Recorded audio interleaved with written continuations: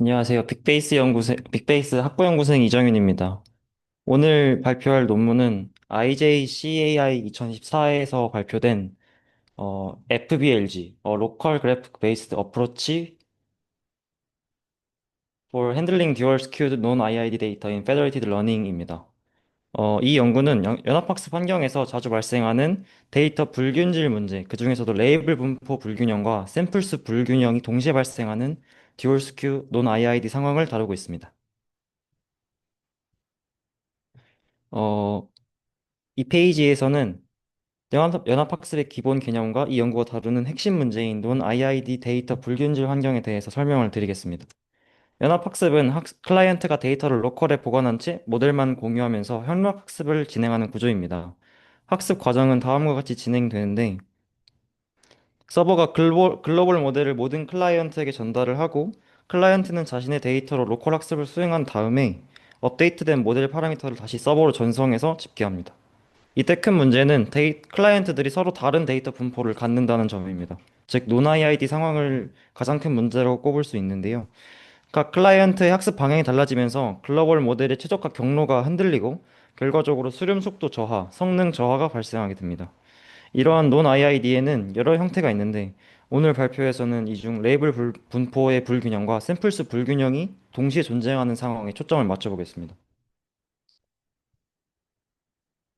기존 연구들은 대부분 한 가지 편향만 해결하는 방식이었습니다. 뭐 예를 들어서 페드 LC 같은 경우는 라벨 불균형에 대응을 하고 페드 노바는 샘플수 불균형에 대응하는 등 한 가지 스큐 상황에서만 문제를 해결하는 방식을 취해왔었는데요. 하지만 현실 데이터 환경에서는 편향이 단일하게 존재하는 상황이 흔하지 않습니다. 예를 들어서 병원 간 데이터, 지역별 IoT 센서 데이터 등에는 레이블 분포도 다르고 데이터 양도 다르고 특징 분포도 서로 다른 상황이 많습니다.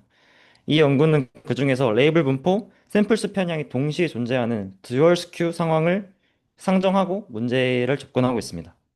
듀얼 스큐 상황에서는 클라이언트별 업데이트 방향이 크게 달라지면서 글로벌 드리프트가 발생을 하고 페더 에버리지 기반 학습은 수렴이 매우 불안정해지는 문제가 있습니다. 그래서 이 논문의 핵심 목표는 두 가지 편향을 동시에 완화하면서 안전적이고 일관된 글로벌 모델 학습을 목표로 하고 있습니다. FBLG 알고 그 구조에 대해서 전체적인 개요가 먼저 소개가 되고 있는데요. 기본적으로 패드 에버리지랑 크게 다르지 않은 기본적인 구조를 가지고 있습니다. 여기서 해당 논문에서 제시하고 있는 가장 큰 차별점이라고 하면 어, 집계에 참여할 클라이언트를 선택하는 방법이 있다는 겁니다. 그래서 글로벌 모델을 전달하고 클라이언트 학습을 한 후에 서버가 클라이언트들 사이의 유사도를 기반으로 그래프를 생성합니다. 지금 3번, 4번 부분인데요. 그래서 서버가 클라이언트 사이의 유사도를 기반으로 그래프를 생성해서 그래프 기반으로 유의미한 클라이언트들만 뽑아서 그 클라이언트에 대해서 이제 가중평균을 진행해서 글로벌 모델을 업데이트를 하게 되는 겁니다. 그래서 저희가 기존에 알고 있었던 패드 에버리지가 클라이언트 전체를 평균하는 방식이었다면 FBLG는 누가 학습에 기여할지 그거를 판단해서 선택된 클라이언트들에 대해서만 패드 에버리지를 진행한다라고 봐주시면 될 것 같습니다. 그래서 단계를 하나씩 먼저 설명을 드리겠습니다. 그래서 이 단계는 기존 연합학습과 동일하게 서버가 T라운드의 글로벌 모델을 각 클라이언트에게 전달하는 것부터 시작을 합니다. 각 클라이언트는 글로벌 모델을 기반으로 해서 자신의 로컬 데이터셋을 학습을 시행합니다. 여기서 사용하는 손실 함수는 로컬 데이터 평균 손실 형태인데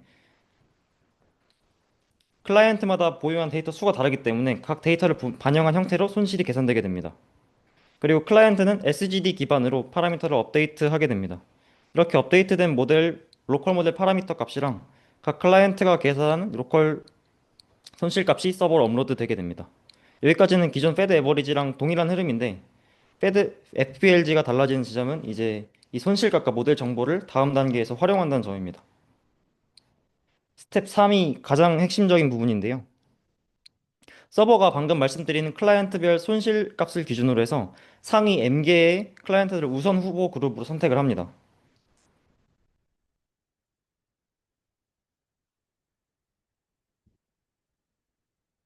즉, 학습이 충분하지 않아서 개선 여지가 많은 클라이언트들을 선제적으로 고려하는 겁니다. 그래서 이 M개 후보들 사이에서 유사도를 계산을 합니다. 여기서 사용하는 지표가 젠슨 샤논 다이버전스 줄여서 JS 다이버전스입니다. 왜 JS를 사용하냐면 코사인 디스턴스 같은 기존 유사도 지표는 크기 정보가 손실되거나 이상치에 좀 취약하다고 합니다. 반면에 JS를 사용하게 되면 확률 분포 형태 자체를 안정적으로 비교할 수 있다고 합니다. 특히 논문에서는 이러한 특징이 논 IID 환경에서 매우 유효하다고 주장하고 있습니다.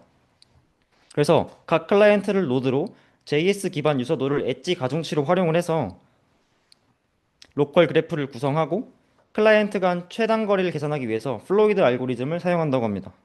결과적으로 얻게 되는 거리 행렬 H가 다음 단계인 클라이언트 선택 최적화에 활용되게 됩니다.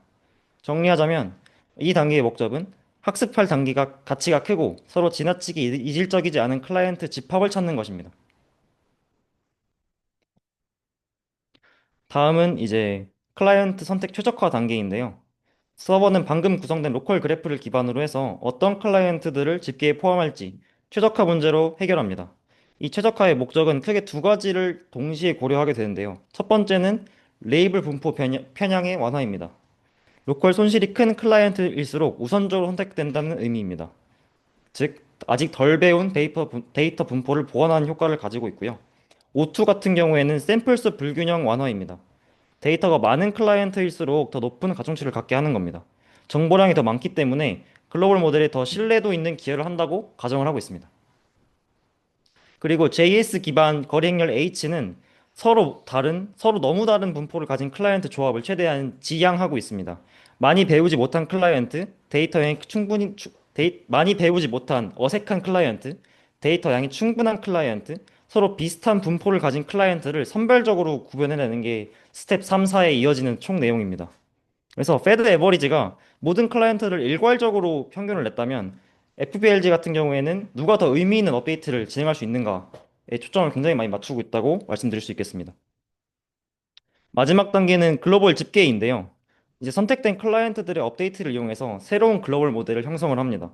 여기서는 단순 평균이 아니라 샘플 수에 비례한 가중 평균이 들어가게 되는데요. 즉 데이터가 많은 클라이언트면 글로벌 모델에 더 많은 영향을 주고 반대로 데이터가 적다면 글로벌 모델에는 영향을 아무래도 적게 미칠 수밖에 없는 그런 평균 구조를 가지고 있습니다. 이 방식을 사용을 해서 샘플 수 편향을 최소화하고 정보량을 기반으로 균형 잡힌 글로벌 모델 업데이트를 수행할 수 있다고 합니다.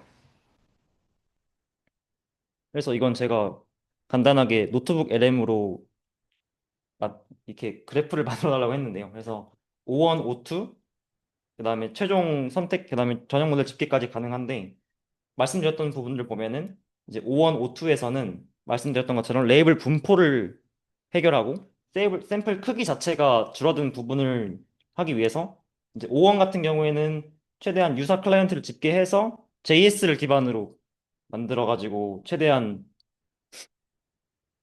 최단 경로를 판단을 하고 O2 같은 경우에는 샘플이 많은 클라이언트들을 우선적으로 선택을 하면서 샘플 수에 대한 편향을 최대한 해결하고자 합니다. 그래서 이미 말씀드렸던 내용이니까 간단하게만 봐주시면 될 것 같습니다. 다음으로는 이제 실험 결과인데요.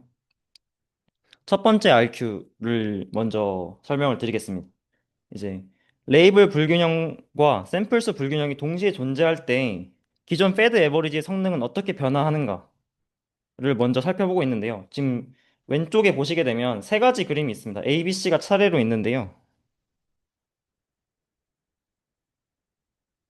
먼저 A 같은 경우에는 레이블 스큐만 존재하는 경우, 두 번째 같은 경우에는 샘플 수 스큐만 존재하는 경우, C가 이제 저희가 고려하고 있는 두 가지 스큐가 모두 존재하는 상황을 시각적으로 보여주고 있습니다. 가로축이 이제 샘플 수, 색상은 라벨의 종류를 의미를 하고 있습니다. 그래서 보시게 되면 이제 오른쪽 피규어 3를 보시게 되면 이게 이제 패드 에버리지로 학습했을 때 정확도의 변화를 보여주게 되는데요. 지금 보시게 되면 빨간색 그래프랑 파란색 그래프를 보시게 되면 굉장히 그래도 어크루시가 높은데 듀얼 스큐인 상황인 노란색 그래프를 보시게 되면 이게 라운드가 가면 갈수록 되게 전체적으로 성능이 되게 낮게 나오는 모습을 확인할 수 있습니다. 그래서 듀얼 스큐 상황이 조금 더 특별하고 더 해결하기 어려운 문제다. 기존의 패드 에버리지로는 해결하기 좀 어려운 문제다라는 것을 보여주고 있습니다. 이유가 있다라고 하면 이제 클라이언트 간 그레디언트 방향이 서로 달라지기 때문이라고 논문에선 제시를 하고 있는데요. 서버에서 평균을 내도 전체 방향성이 유지되지 못하고 흔들리기 때문에 이러한 진동이나 수렴을 제대로 하지 못하는 상황을 보여주고 있다고 합니다. 그래서 두 가지 편향이 서로 단순히 합쳐지는 게 아니라 서로의 편차를 증폭시킨다라고 논문에 설명을 하고 있는데 이런 걸 이제 바이어스 앰플리피케이션이라고 여기서 얘기를 하고 있고요. 그래서 패드 에버리지가 이러한 환경에서 제대로 된 역할을 수행하지 못하기 때문에 FBLG가 필요하다라고 논문에서 주장하고 있습니다. 다음은 이제 두 번째 연구 질문인데요. 듀얼 스큐 환경에서 FBLG는 기본 FL 기법보다 더 나은 성능을 보이는가?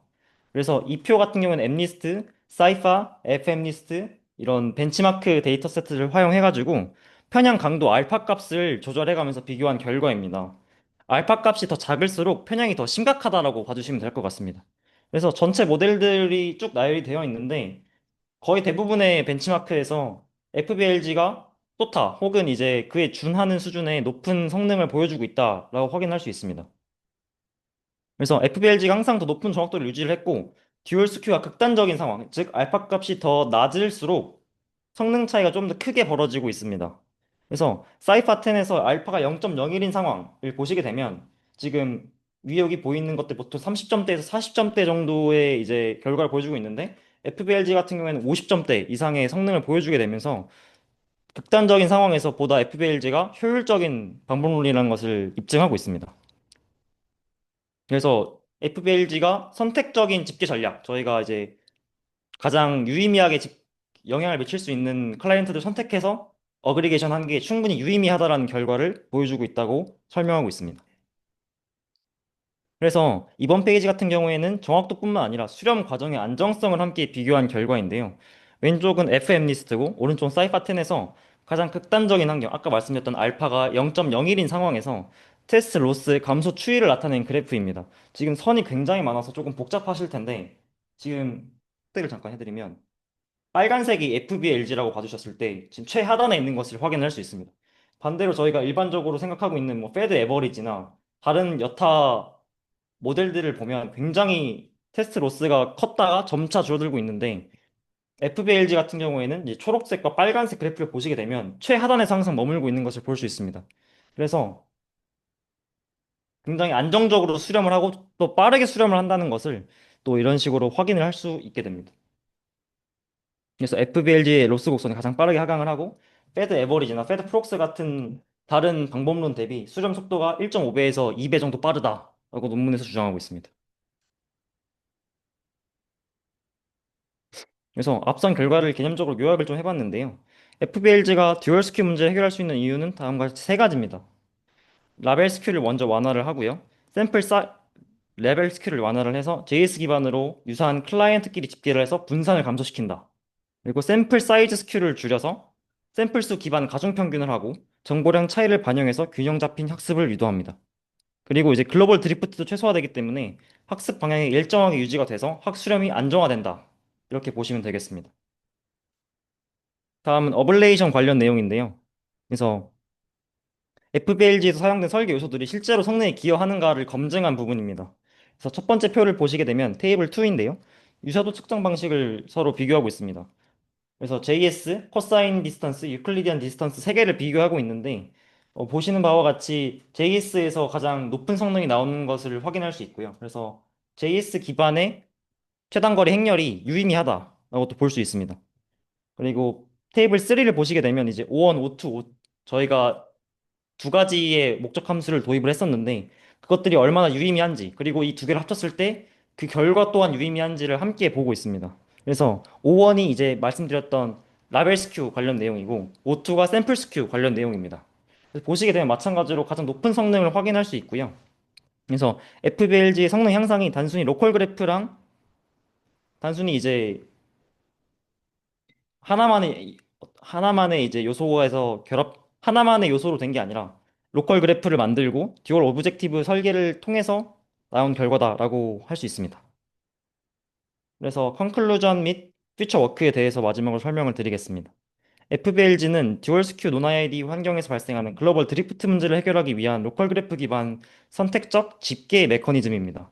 그래서 정확도 향상, 수렴 안정성 개선, 극단적 논 IID 환경에서도 일관된 성능을 유지할 수 있었습니다.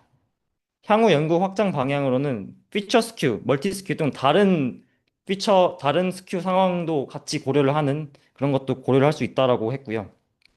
그다음에 학습 라운드마다 로컬 그래프를 동적으로 업데이트하는 다이나믹 그래프 어댑테이션, 그리고 실제 프랙티컬한 환경에서의 배치 실험, TTA와의 결합 등이 함께 논의되고 있습니다. 네, 논문 소개는 여기까지 마치겠습니다. 혹시 질문이 있으시면 질문을 해주시면 답변을 드리도록 하겠습니다. 네. 아, 잠시만요. 여기서 말하는 C가 이제,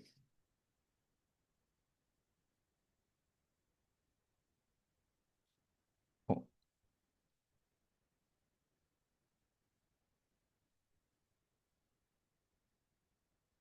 이게 제가 알기로, 어,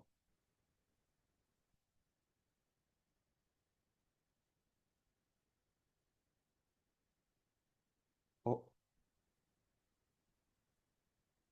어, 죄송합니다. 제가 지금, 네. 아,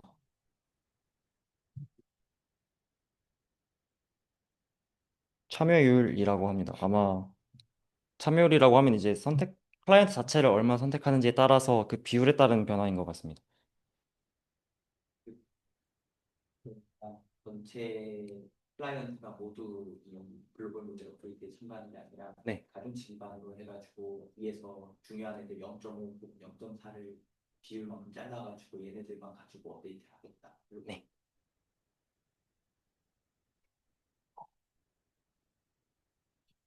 있는데 그 로컬 그래프 구성 있잖아요. 이 네. 로컬 그래프가 클라이언트들로 구성이 되는 거죠. 네, 맞습니다. 그럼 이 로컬 그래프라고 불러요, 일단.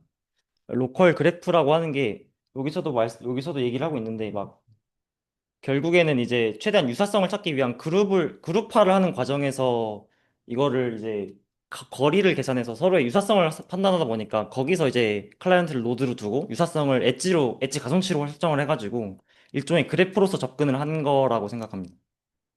이게 왜 로컬이라고 해요? 우리가 그러니까 이게 연합학습 구조라서 더 헷갈리는 건데 네. 연합학습에서 로컬 그런 클라이언트 내에서의 어떤 음, 오퍼레이션처럼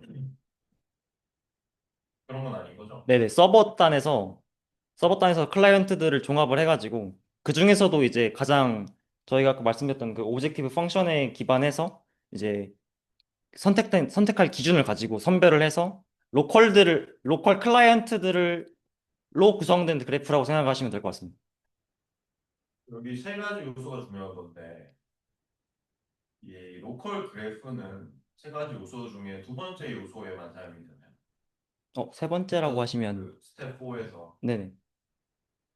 세 가지 요소를 네, 여기서 이제 먼저 그래프에 구성된, 그러니까 탑 M개 중에서 저희가 유사도를 선정해서 최대한 이제 그 유의미한 고가치 클라이언트들을 선정해서 그 그래프를 구성하고 그 그래프 내에서 다시 한번 선택을 하는 겁니다. 그러니까 이 세 가지 요소를 고려하기 전에 먼저 그 유사한 클라이언트들을 선별해 놓고 네네. 그 중에서 다시 저 세 가지 요소를 고려해서 실제 선택할 클라이언트들을 선정한다고요? 네, 일단 그래프 형태로 클라이언트들을 모두 만든 이후에 그 클라이언트들을 이제 그래프가 이렇게 있을 때 그러면 특정 이제 유사도가 높은 클라이언트들이 묶이고 그다음에 샘플 수가 많은 클라이언트들이 존재할 텐데 그럼 이제 그 그래프 내에서 세 가지 기준으로 이제 클라이언트를 선택해서 선별한다는. 그렇죠. 그러니까 그래프 내에서 선택할 클라이언트를 정하는 네, 거잖아요. 맞습니다. 근데 그 그래프 구조를 네. 그러니까 우리가 그래프로 만들었다는 얘기는 이제 노드 단위의 어떤 정보들은 그냥 그래프 없이도 처리할 수 있는 정보, 네, 맞습니다. 엣지 정보가 중요할 거잖아요. 네, 그래프의 유사성입니다. 정보를. 맞습니다. 그때는 저 두 번째 요소만 활용하는 거예요. 그래프로부터는. 두 세 번째, 가지, 유사성 말씀하시는 건가요? 네, 유사성. 네, 결국에는 그렇게 될 것 같습니다. 그러면 그 O1, O2, 그러니까 첫 번째, 세 번째는 꼭 그래프가 없어도 구할 수 있는 거죠. 네, 그죠? 근데 그럴 것 이제 같습니다. 저 유사성을 할 때 꼭 그래프가 있어야만 저걸 구할 수 있나요? 이게, 이게 JS 네네, 다이버전스로 맞습니다. 구성된 그래프잖아요. 맞습니다. 그럼 그 유사성으로 유사한 애들을 선정하면 되는 거 아니에요? 이 결국에는 클라이언트들이 많아지다 보니까 이것들을 풀리 커넥티드라고 봤을 때 결국엔 그룹화를 지어야 되는데 그 과정에서 그래프 형식으로 진행을 한다고 하면은 조금 더 이게 결국에는 다 하나하나씩 따져봐야 되는 문제다 보니까 그래프로 접근을 해서 행렬을 만든 것 같습니다. 그래프에서 어떤 그러니까 그룹 단위의 유사성을 구한다 뭐 그런 얘기. 네, 최대한 일종의 그룹을 만들어서 그 그룹 내에서 네, 진행을 하는 것 근데 같습니다. 이 세 가지 요소라는 거예요. 네. 첫 번째 요소는 당연히 이제 그럴 것 같은데 두 번째는 유사성을 가진 클라이언트를 왜 선정해야 하는지 좀 의문이. 아, 그 부분 오히려 같은 네네. 좀 다른 애들을 선정해야 되지 않나? 생각이 근데 하나가 들고. 음, 그럼 세 번째도 샘플 크기 편향이면은 적은 샘플을 가진 클라이언트를 선택해줘야 되지 않나? 그런 생각이 음, 드는데 맞습니다. 왜 이렇게 일단은 저희가 가장 지금 핵심적으로 보고 있는 상황이 글로벌 드리프트를 막자입니다. 그래서 지금 기본적으로 상정하고 있는 상황 자체가 저희 뭐 영국 프로젝트도 마찬가지지만 굉장히 다양한 클라이언트들과 존재하고 데이터 분포가 굉장히 다른 상황을 가정을 하고 있습니다. 그런 과정에서 봤을 때 이게 단순히 패드 에버리지를 사용하게 되면 이게 뭉개지는 상황이 발생하는데 여기선 조금 최대한 이제 비슷한 애들끼리 묶어서 그 피처를 추출하고자 하는 게 좀 큽니다. 그래서 전체를 뭉뚱그려서 보게 되면 이 특징들이 하나는 다 무너질 텐데 이것들을 그룹 단위로 포착을 하게 되면서 유사성 기반으로 최대한 비슷한 애들끼리 모아놓게 되면은 그 피처를 추출할 수 있으니까 그거에 대한 모델이 이제 반영이 되니까 보다 명확한 방향성이 생긴다는 게 가장 큰 것 같습니다. 그러니까 사실은 이 방법 디자인에는 그런 중요한 가정이 하나 깔려 있는 것 같아요. 뭐 가정이랄 수도 있고 제한일 수도 있는데, 그러니까 연합학습에서 실제 프랙티컬한 환경에서는 그 전체에 대한 일반화에 대한 성능과 동시에 로컬의 개별 클라이언트들의 성능을 동시에 고려해줘야 되는데 맞습니다. 얘는 지금 일반화에 초점을 맞췄다는 얘기인 거죠. 맞습니다. 그러면 이제 로컬에 대한 어떤 특수성이 고려돼야 되는 경우들은 좀 제대로 성능이 안 나오겠죠. 네, 여기서는 지금 네, 맞습니다. 사용한 데이터셋이나 이런 게 그냥 너무 티피컬한 네, 맞습니다. 상황들에서 하는 거니까 그런 게 좀 있는 거. 맞습니다. 그다음에 RQ1에서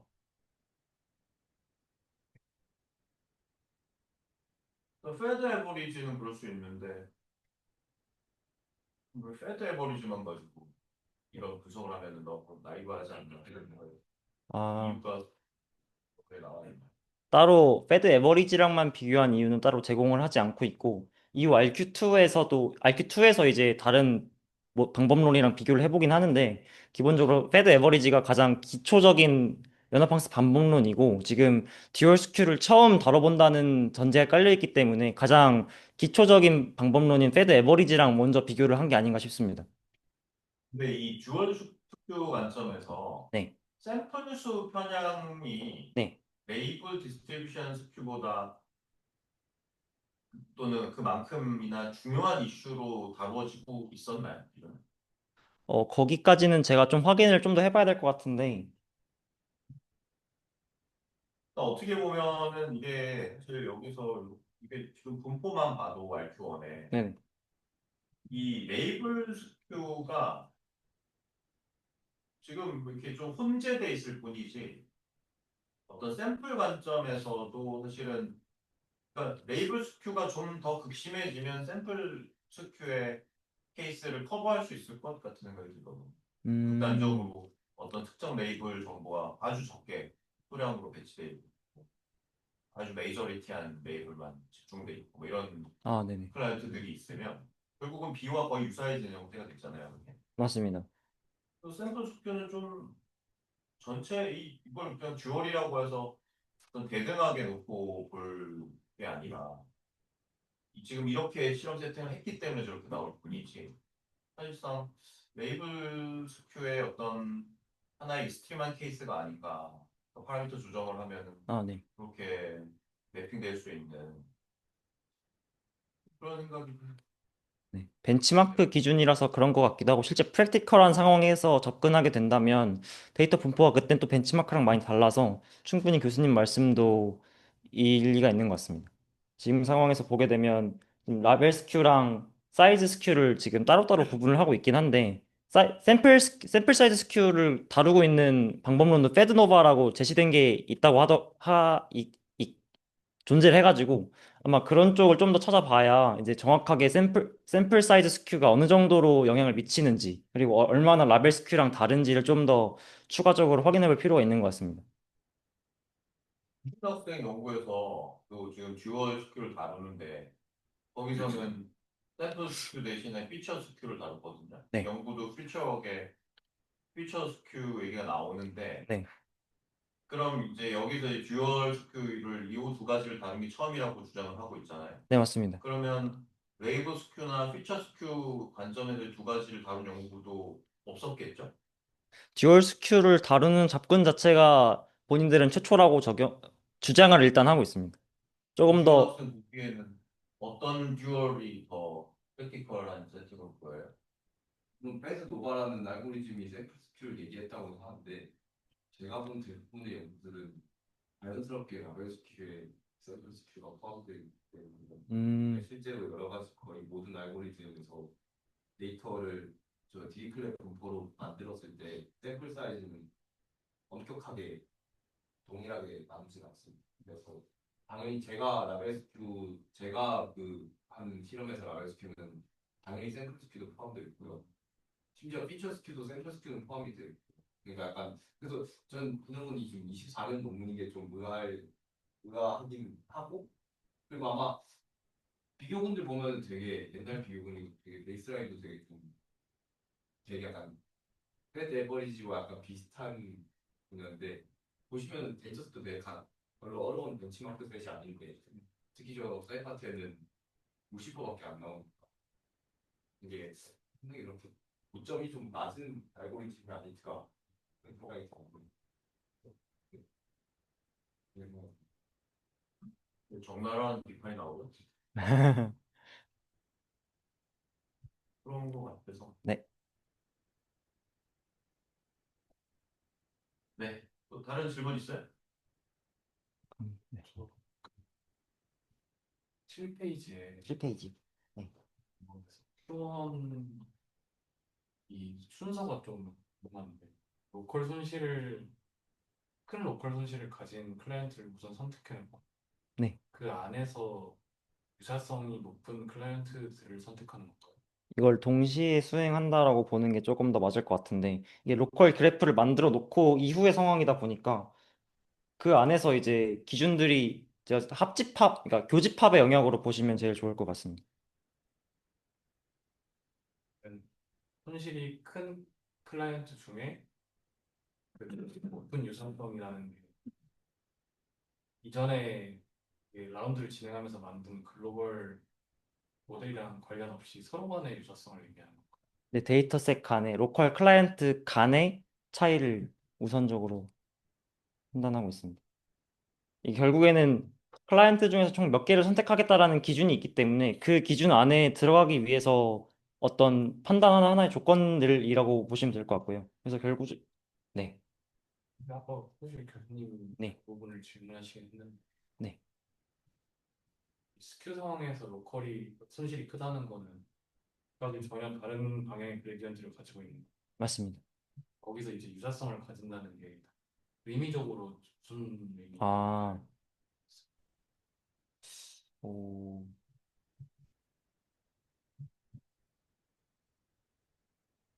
음,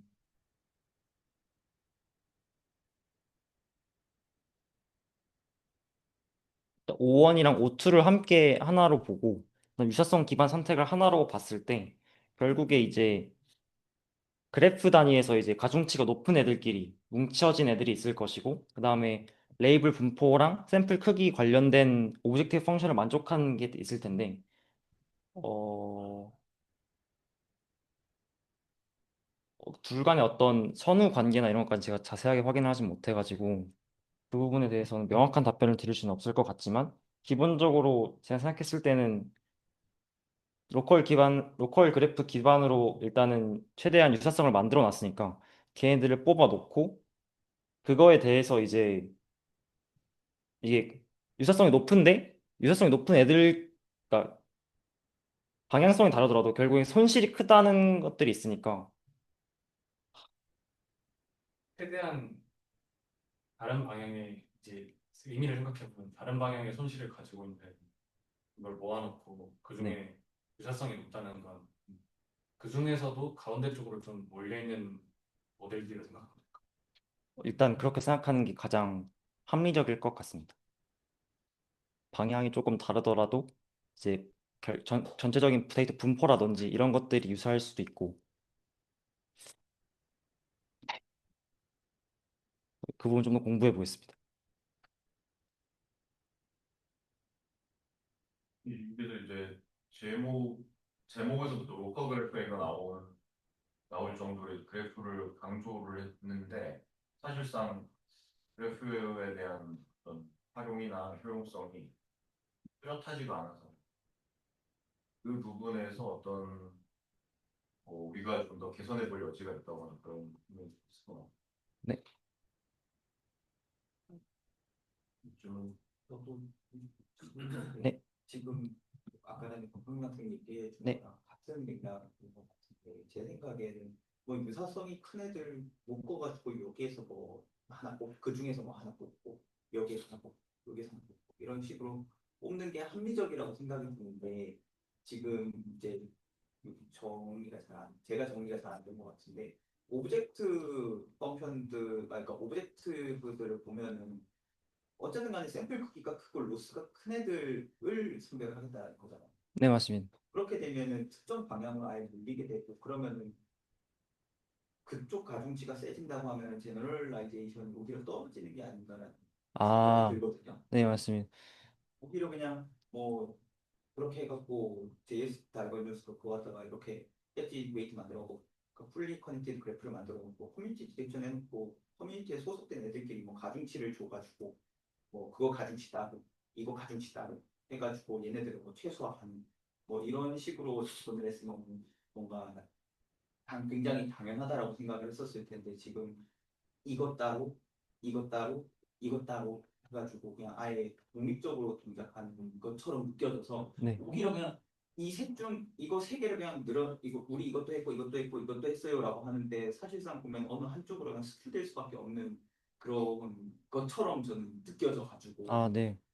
그거에 대해서 저자들이 설명을 한 게 있는지 좀 따로 그렇게까지 이제 논문 자체가 그렇게 길지도 않았고요. 그래서 좀 자세한 디테일한 어떤 이렇게 채택한 이유 자체를 막 디테일하게 설명해 주지는 않아서 우린 이런 것도 고려하고 이런 것도 고려하고 이런 것도 고려해서 클라이언트 몇 개 뽑을게. 이런 식으로 설명하는 부분이 좀 많아가지고 구체적인 답변 해드릴 수는 없는데, 일단 말씀해 주신 것처럼 레이블 스큐랑 샘플 사이즈 스큐를 많이 고려하는 게 결국 한쪽 방향으로 편향되는 게 아닌가라고 말씀하셨는데, 그 부분도 충분히 어, 고려를 해봐야 되는 부분이 맞는 것 같고, 근데 이제 결국에는 이런 것들이 규모가, 요즘 샘플 스큐를 고려한다는 자체가 전체 데이터 셋에서 그 개수로만 봤을 때는 절대 다수를 따라가겠다라는 의미니까, 결과적으로 봤을 때는 전체적인 일반화 측면에서 오히려 그쪽에 강점이 있다라고 저자들은 판단한 걸 수도 있을 것 같습니다. 아래 말씀해 주셨던 거 안에서 헷갈리는 게 샘플 수 큐가 들어가면서 라벨 스큐도 같이 들어간다는 거잖아요. 네, 같이 동시에 고려합니다. 이게 어떤 아예 독립적인 게 스큐가 아니라 지금 교수님 말씀 주신 것처럼 일종의 어떤 하위 개념의 느낌이 좀 더 강하기 때문에 살짝 그런. 아니면 네. 전체 데이터셋 이렇게 있으면은 그러니까 클라이언트 데이터셋 다 모아놓으면 이제 IID 데이터셋인데 그 중에서 그냥 라벨 스퀘어, 샘플 스퀘어 이렇게 하는 건지 아니면 그냥 아무 하나 쓸 때도 돈 IID 데이터처럼 되는 건지. 아, 전체 데이터셋이 네. 구성 자체가 여기서는 일단 후자라고 보시는 게 조금 더 뭐 하나 쓸 때도 돈 IID 그거를 네, 상정하는 것 같습니다. 그거 자체가 스크립트에 있다는 거. 네. 그런 말인즉슨 아, 제너럴라이제이션이 잘 안 됐다는 뜻이잖아요. 데이터셋 한쪽 방향으로 쏠려 있다. 데이터셋 자체가 네네. 저도 좀 더 공부를 해봐야 될 것 같습니다.